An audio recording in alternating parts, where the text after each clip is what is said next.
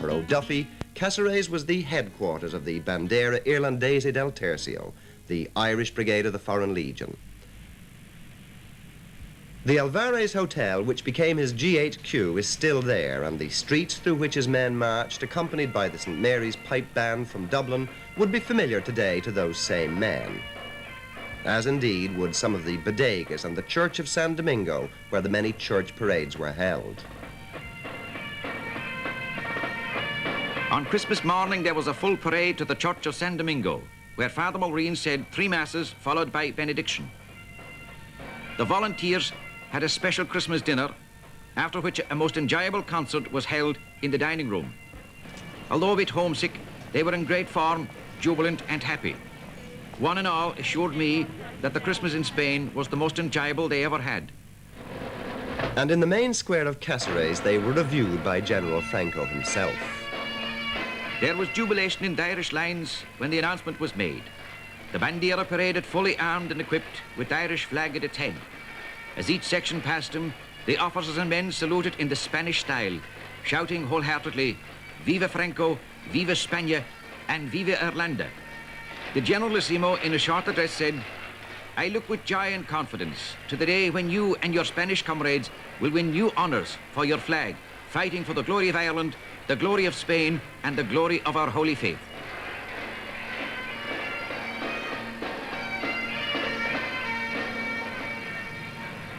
The Irish Bandera formed part of the Tercio, the Spanish Foreign Legion, whose arid motto was "Long live death." A liaison officer with them was Don Alfonso Bustamante y Diaz, today the alcalde, or mayor of Cassaraes. Then a young Spanish lieutenant, today a member of the Cortes, the Spanish Parliament. Yes, I had such a great honor. I've been with them. I appreciate they were wonderful people. Very good warrior, very good shot. They shot wonderfully well. Really? Yes, and they were very good companions and very happy people too. There is, of course, the memorial to them in the church, and I gather yes. you look after that extremely well. And I pray for them every day there. You yes. pray for them every day? Yes, every day. I go every day to that mass.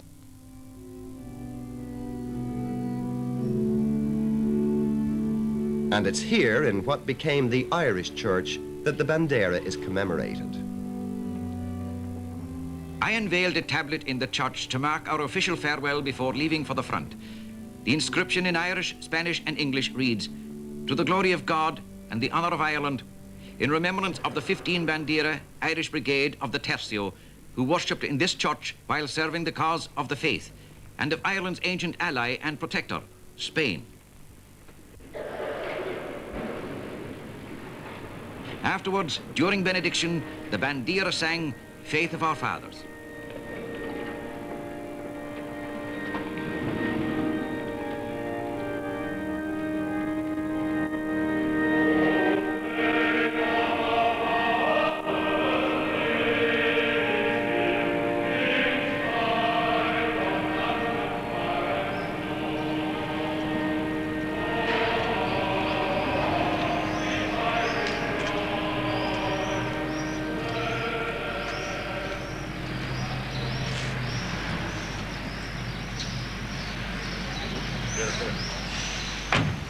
Some people, some of them that we spoke to in Ireland who are still alive, they say that they found the wine very strong.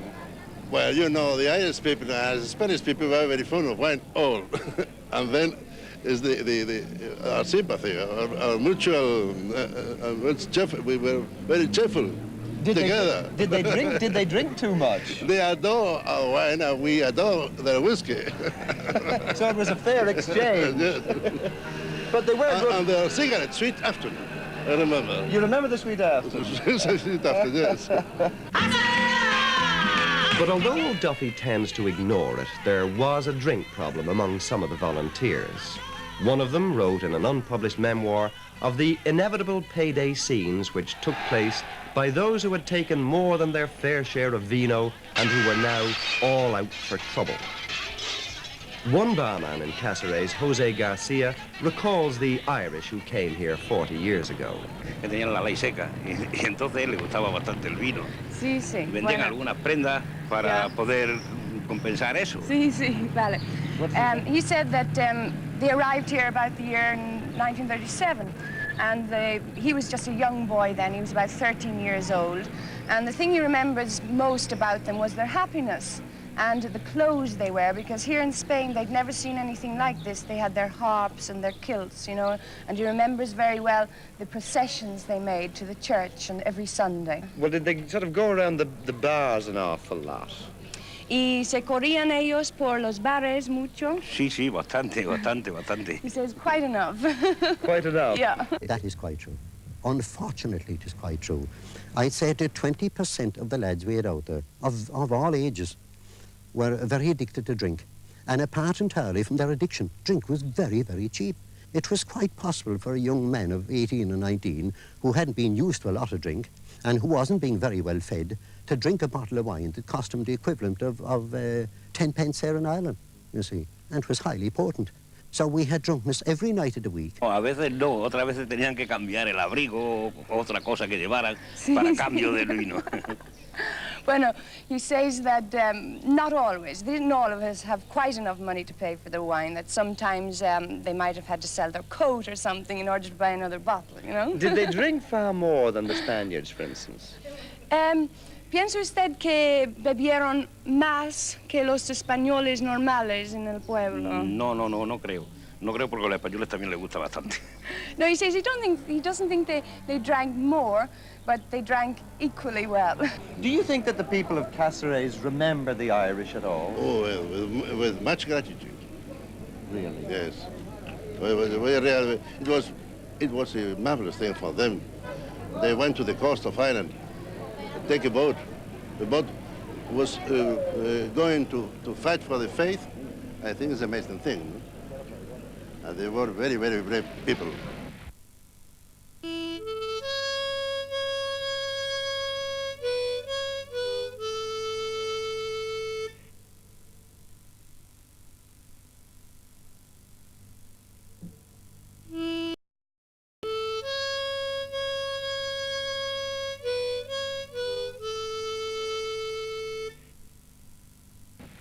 February 1937 saw O'Duffy's men ready for the fight, but still a long way from the front. And the front at this time was strongly centred on Madrid, which was held by the Republican government. The fighting was savage, and by now much of Europe was embroiled. From Russia had come arms, aircraft, men and money to support a republic which would have died without them. And from the fascist powers, tanks and aircraft. From Italy alone came more than 50,000 army conscripts. And from Hitler came the Condor Legion, which was to provide the Heinkels and Junkers, which were to obliterate Guernica, as well as artillery and advisors. For the big powers, Spain was the great experiment, a gigantic war game. For Spain herself, it compounded the tragedy of a civil war and ensured the end of democracy for a generation. By now, some of the men of the International Brigade were old in battle. Volunteers had come to fight for the Republic from all over the world, including more than 150 from Ireland. For some of these, the baptism of fire was in the many battles around Madrid. We had advanced about 4 miles across country. The morning was a bit misty, then the planes weren't out, but we were subjected to terrible bombardment from artillery. And we had to advance under artillery fire with shells exploding in the midst of us, around us all the time.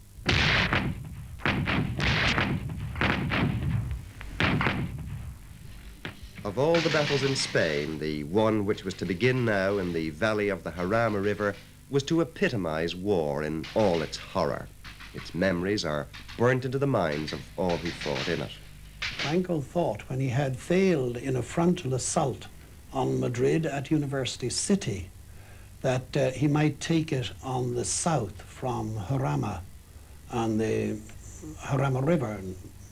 So we were sent up there to hold this road. Franco had gathered together several very good divisions, and we were sent up the 13th, 14th and 15th Brigades.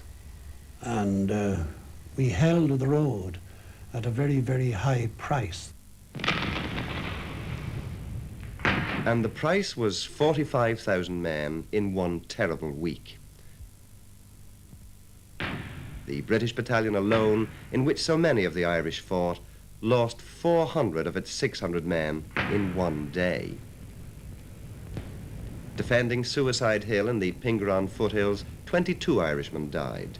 Men like the Reverend R.M. Hilliard, a Protestant clergyman from Killarney, Charlie Donnelly, the Ulster poet, Kit Conway from County Tipperary, Dick O'Neill from Belfast. It was at Harama that Frank Ryan was wounded as he rallied his men when the battle was turning against the Republic. You have to look hard for evidence that men died in their thousands here on the Harama River.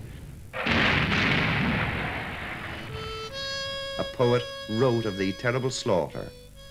Death stalked the olive trees, picking his men. His leaden finger beckoned again and again. There's a valley in Spain called Harama. That's a place that we all know so well.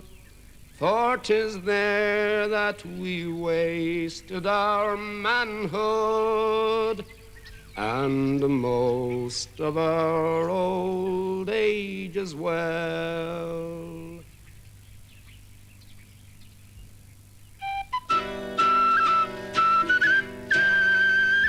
And it was to the aftermath of the Harama battle that O'Duffy's men were to come. To the tune of their battle march, Canción del Legionario, they set off from Caceres just as the conquistadores before them had done to fight under the banner of Catholicism.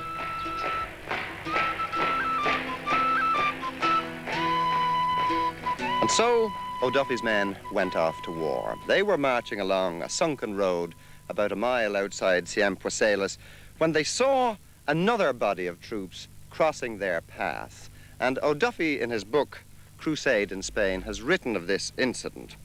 He says that the interpreter, a Lieutenant Bove, with his troops, went over to the other body of troops, saluted the officer in charge, and said to him, Bandera Irlandese del Tercio, identifying who they were, in fact. And O'Duffy continues, instantly the captain to whom he spoke stepped back one pace, drew his revolver, and fired point blank at Lieutenant Bove. And at this stage, all hell broke loose. And I thought at the time to some lads practicing, and I thought they should fire in a different direction.